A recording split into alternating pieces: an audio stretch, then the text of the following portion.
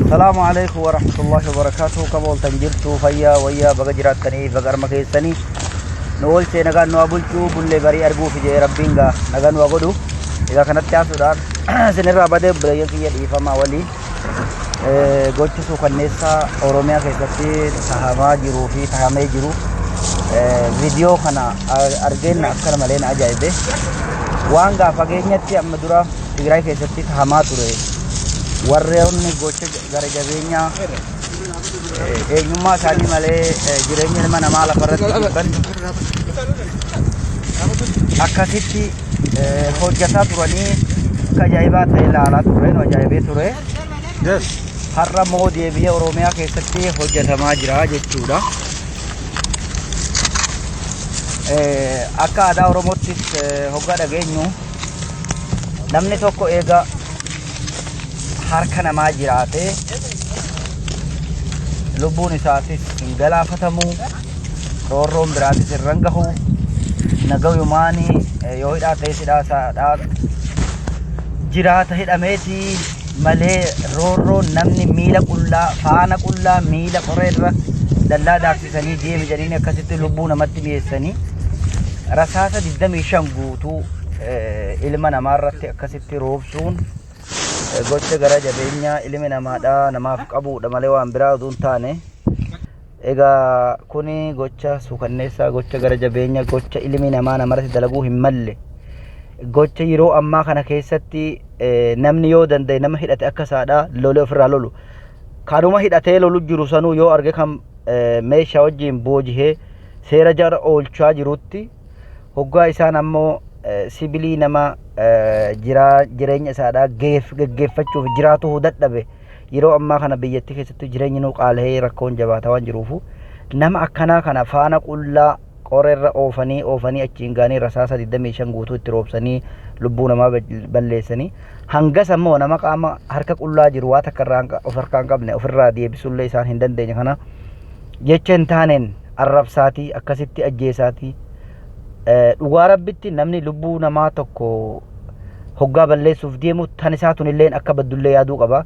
Namtichi naannoo Tigraay keessatti gaafa akkasitti ilmaan Tigraay ka'uun bu'aalaa wayyaanee jedhanii arrabsaa turan san ajjeesee jara harka sheenee jira jechuudha. Jara harka sheenee waan haasaa ture silaa miidiyaa irratti hunduu argee jira jechuudha. Haa ta'utii namtichi kana hojjetu kuni lubbuu ishii isaa tanaas rabbuma isa uumetuun kanaas uume. Haa ta'utii kabaja dhabuun qaanahuu qaanii hin taane waan hin taane hojjetuun wanni hammana wasakummaadhaan jiru. Haa ta'utii silaa akka namatti fakkeesse waan namatti fakkeesse tokko namni ni isin dubbataa ni isin hojjetaa garuu ta lubbuu namaa tan akkanatti namni lubbuu namaa balleessuudhaaf yaalu kuni gocha akkana hojjetu kuni waan nama gaddisiisu.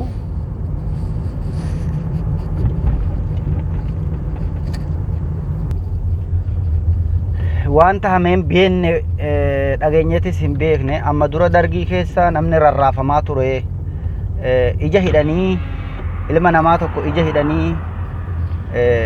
rarraasaa turanii wallo keessatti illee meeqatti hamaa ture quba qabnaani beennaa mukni rarraasaadha hamma ammaa baatee jiru dhaabbatee ni jira jechuudha. Haa ta'uti immoo si ajjeesuuf deemna jedhaniituma nama fuula dura taa'i jedhanii dhaabbu jedhaniituma akkanumatti rasaasa nama butanii lubbuu namaa tana balleessuun kuni waan akka nama ajaa'ibu bullee gaa waan haarawaa gocha badaa gocha suukanneessaa gocha jireenya ilma namaa keessatti fokkataa tahe yeroo mootummaan ani mootummaa haarawaa filatameetiin hawaasaan jaalatamee aangoo gadi dhaabbadhe jechaa jiru waraana kiyya jeemmoo inni ajajataa jiru raatiba itti kaffalaa jiru kana keessatti warroonni gocha kana hojjetan kuni seeraan ni gaafatamu immoo gocha mootummaa biratti fudhatama qabu hojjetan jedhameet eebbifamuuf deemammoo akka kamii isa jedhuun qaban. Maaliif jennaan waraanni kuni waraana biyya eeguu jedhamee jira. Waraana biyya eeguu duun taane waraana biyya balleessaa jiru waraana ilma namarratti gocha suukanneessaa hojjetaa jiru waan ta'eefu mootummaan isaan ni galateeffateeti isaan eebbisamoo seeraan ni gaafatamoo akkuma Ale Maariyaam amma dura warroota Oromoo fixan hedduu eebbisee warqi madaaliyaa meeqatti kenne jechuudha zabana Harargee keessatti lolli akkasitti jiru san warroonni Oromoo irratti tarkaanfii fudhatan ajjeechaa Oromootiin beekaman hedduun isaanii jeneraalonni jechuudha zabana wayyaanee sanis eebbifamanii warqi madaaliyaa meeqa fudhatanii shaallamamanii jechuudha shillimaata argatanii badhaasa hedduu argatanii amma sanumatu deema fakkaata haa ta'utii gochi Tigraay irratti hojjetamaa turee fi gurraan dhagahaa turre